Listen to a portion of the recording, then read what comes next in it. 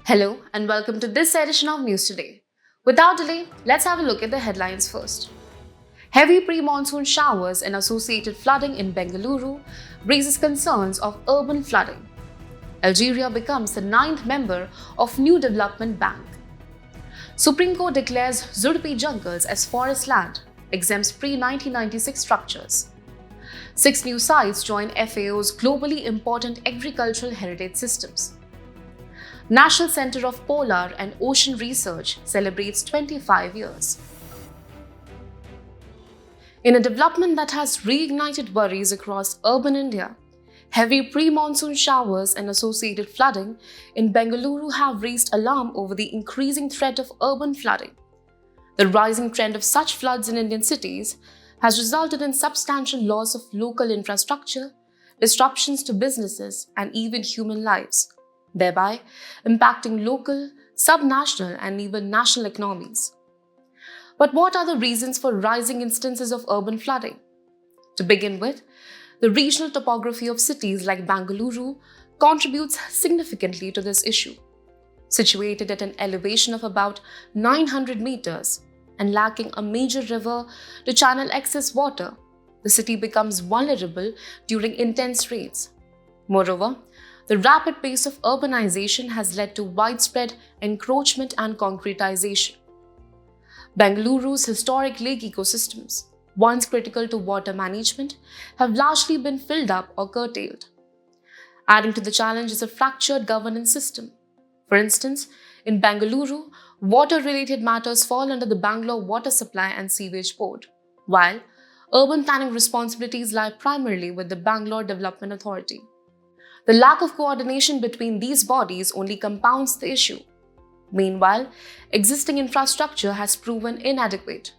Stormwater drainage systems designed decades ago are either poorly maintained or incapable of handling current rain volumes, as seen in recent events in Chennai in 2023 and Kerala in 2019.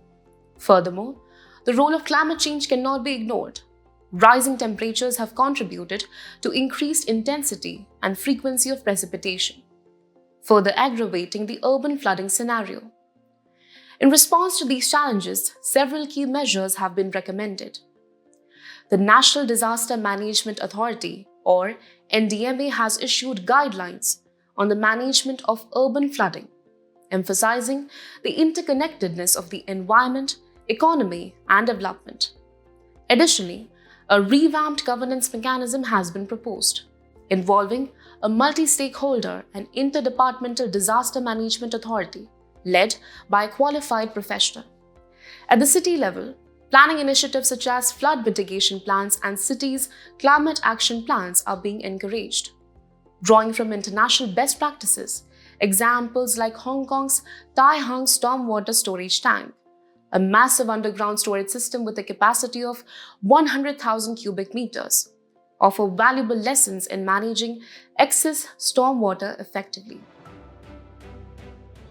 In a major development on the global financial front, Algeria has officially become the 9th member of the New Development Bank, or NDB. And why is this significant? Well, the NDB has already approved investment projects worth $40 billion. These projects span across crucial sectors like clean energy, and with new members joining, such opportunities are expected to expand to more countries. Now, let's take a step back and understand what the NDB is all about. Headquartered in Shanghai, China, the NDB was established in 2015 by the BRICS nations: Brazil, Russia, India, China, and South Africa. Its core purpose? Well, to mobilize resources for infrastructure and sustainable development projects in emerging markets and developing countries, also known as EMDCs. Speaking of its membership, apart from the 5 founding BRICS nations, the bank now includes Bangladesh, the United Arab Emirates, Egypt, and most recently Algeria. Here's an important point. Membership is open to all United Nations members, which includes both borrowing and non-borrowing countries as per Article 2 of the NDB. Additionally, Uruguay is on track to become the next member. It has already been admitted by the NDB's Board of Governors and will officially join after it deposits its instrument of accession. Now, turning to the bank's financial structure. Out of the initial authorized capital of 100 billion US dollars, the 5 founding members share $50 billion equally.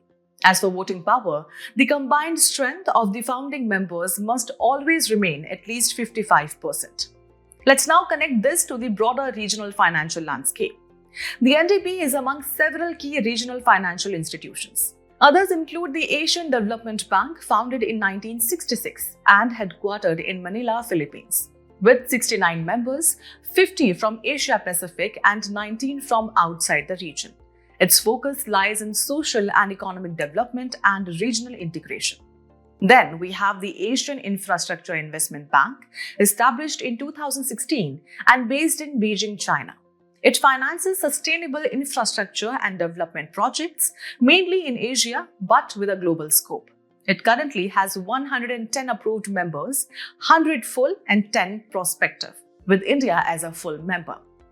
Also significant is the African Development Bank, founded in 1964 and headquartered in Abidjan, Cote d'Ivoire. With 54 African and 27 non-African members, including India, its aim is to reduce poverty and promote socio-economic development across Africa. So, what makes these institutions contemporary powerhouses?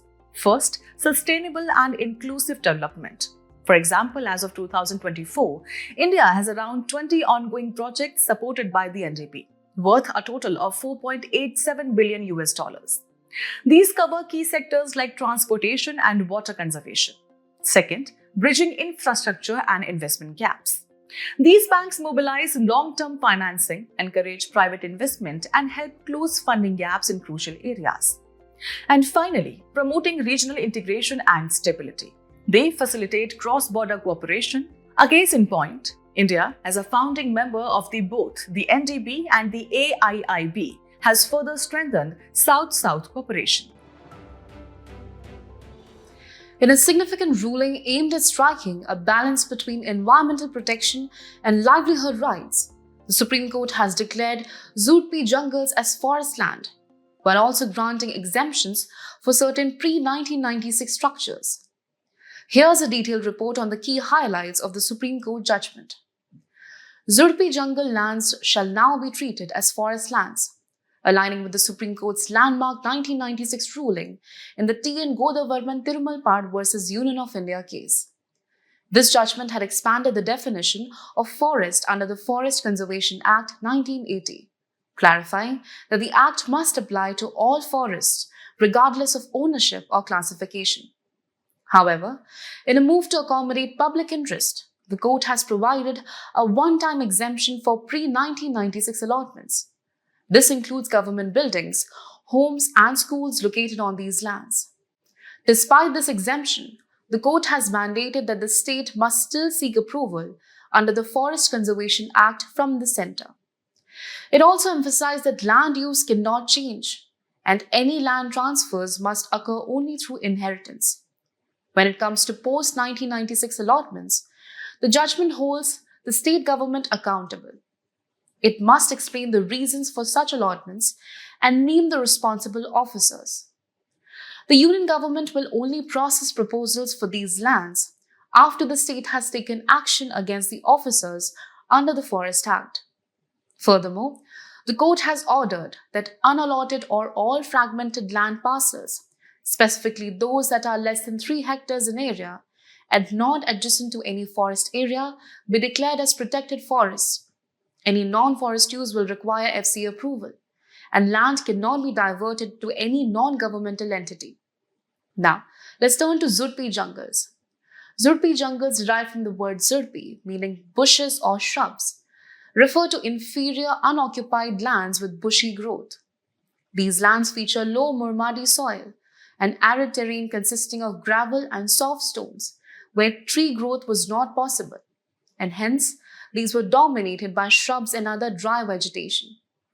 Despite this, experts underscore their ecological importance, particularly as wildlife corridors. Zudpi jungles are found mainly in the eastern Vidarbha region of Maharashtra. This judgment marks a critical step in reconciling conservation imperatives with human settlements, reinforcing the Supreme Court's ongoing commitment to safeguarding India's forest ecosystems. In a significant boost to global efforts to preserve traditional farming systems, 6 new sites have been added to the Food and Agriculture Organization's Globally Important Agricultural Heritage Systems or GIAHS. Among the new additions is a traditional agroforestry system for the erva mate plant in Brazil.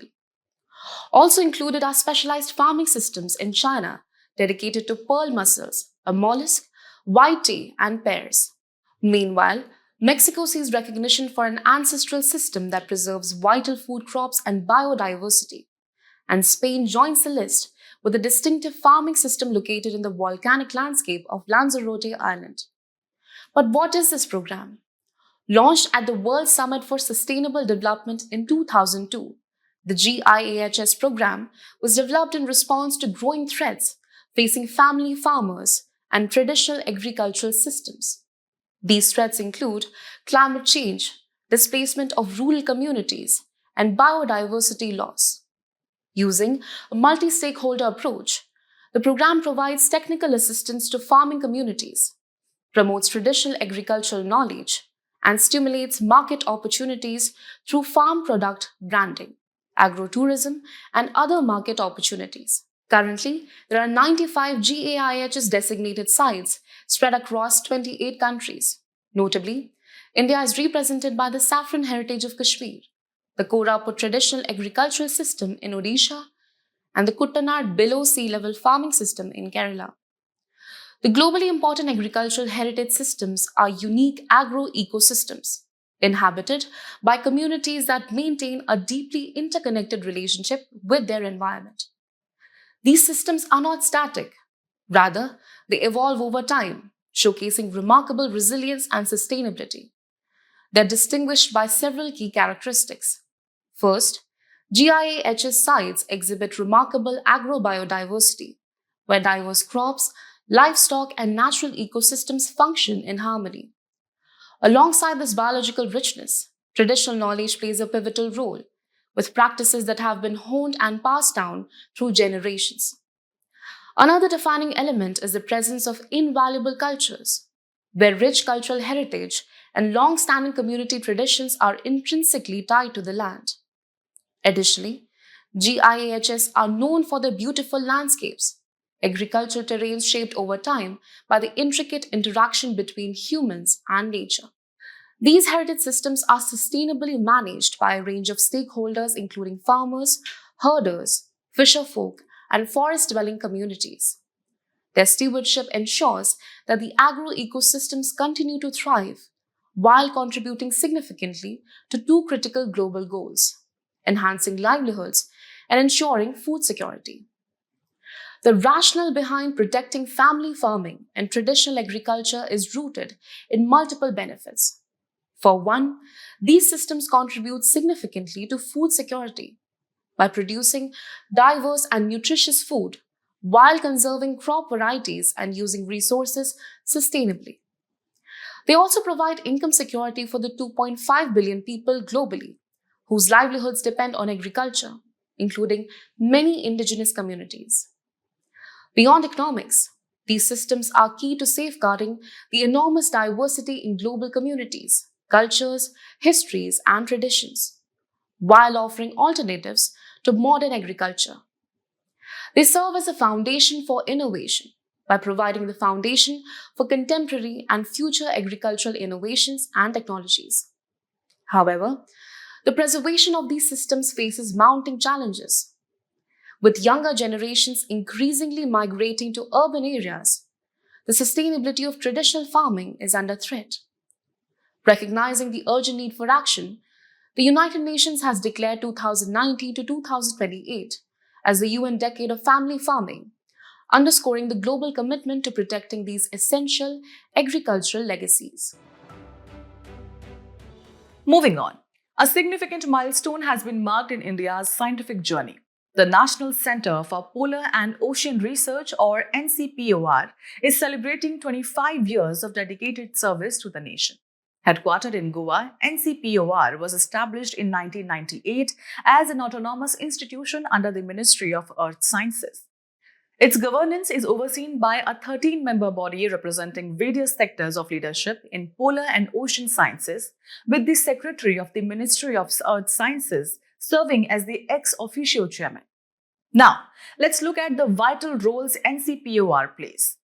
It leads India's research efforts in the polar and southern ocean realms. The institution is responsible for maintaining India's research stations, Maitri and Bharti in Antarctica, Himadri in the Arctic, and the Himanch in the Himalayas.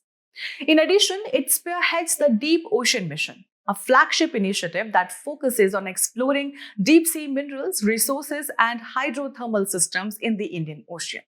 Moving ahead, NCPOR plays a crucial role in implementing India's Arctic policy, introduced in 2022, as well as the Indian Antarctic Act of 2022.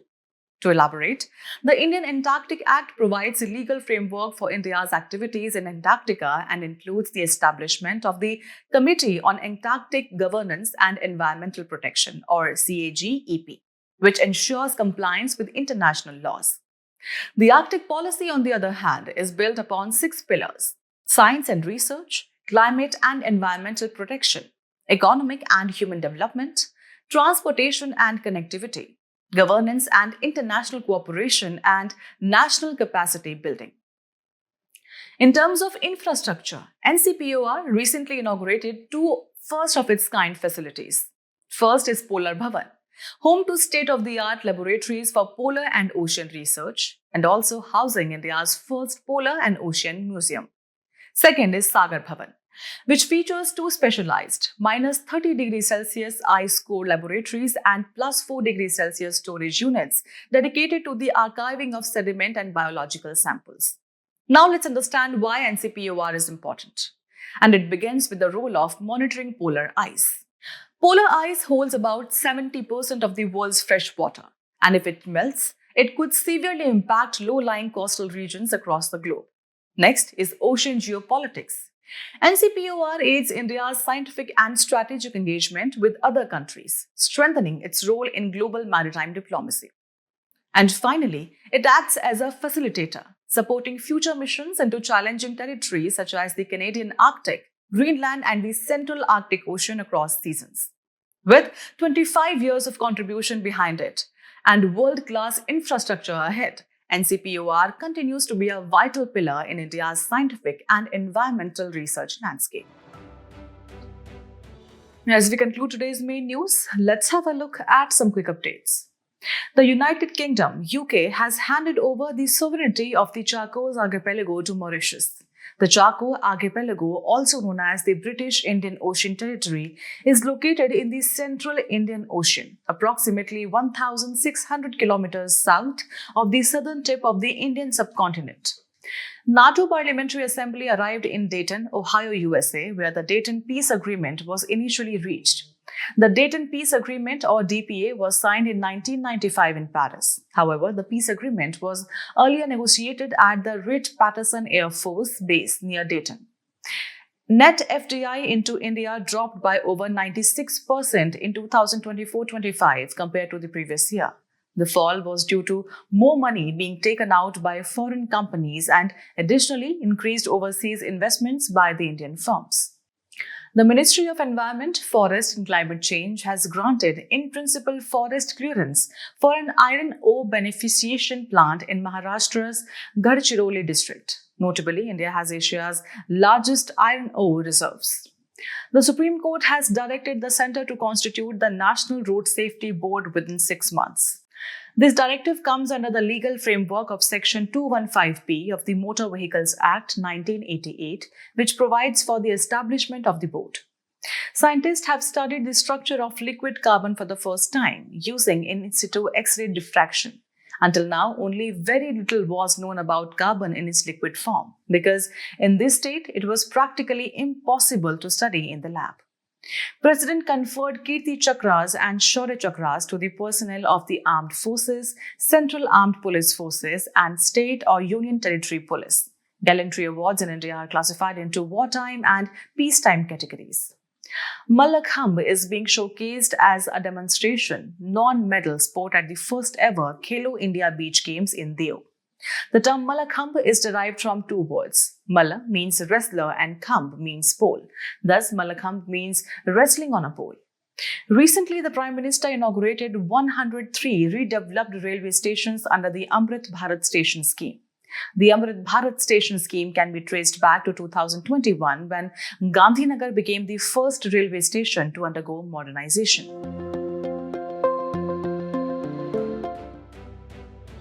Before we sign off, let's challenge your understanding in today's installment of Test Your Learning.